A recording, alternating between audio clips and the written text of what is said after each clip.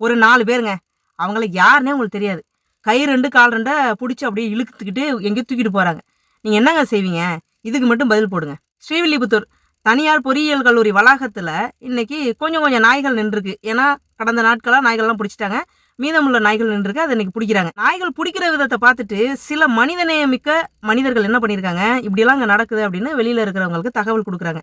அந்த தகவலை ஏற்று வெளியில இருந்து உள்ள போய் நாய்களை பிடிங்க வேணாம்னு சொல்லலாம், ஆனா இந்த முறையில பிடிக்காதீங்க அப்படின்னு சொல்லி ஆர்கியூ பண்றாங்க. இப்படியெல்லாம் நாங்க நாய் பிடிப்போங்க அப்படின்னு செக்யூரிட்டி ஒருத்தவங்கள்ட்ட பேசிக்கிட்டு இருக்கிற அந்த வீடியோவும் வெளியாச்சு. இதெல்லாம் பார்க்கும் பொழுது எப்படி என்ன சொல்றதுன்னு தெரியலங்க. ஏன்னு கேட்டிங்கன்னா, நம்ம நாயை வந்து அழிக்கணும், அவ்வளோதான் நம்மளுடைய நோக்கம். சரி, அது எப்படி அழிச்சாதான் என்ன அப்படிங்கிற மாதிரி போயிட்டு இருக்கு.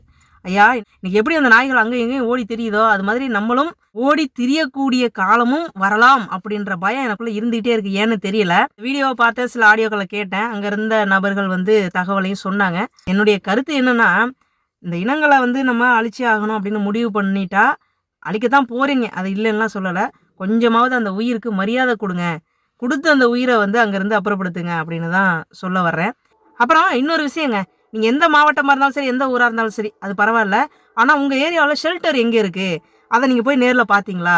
அப்படிங்கிறத மட்டும் கமெண்ட்டா பதிவு பண்ணுங்க. நெறைய பேர் என்ன கேட்குறாங்கன்னா, இல்லாத ஷெல்டர்ல ஏங்க அந்த ஜீவன்கள கொண்டு போய் அடைக்க நீங்க இவ்வளவு போராடுறீங்க? அப்படிங்கிற மாரி கொந்தளிக்கிறாங்க. அவங்களுக்கெல்லாம் ஒரு பதிலா இருக்கணும்ல.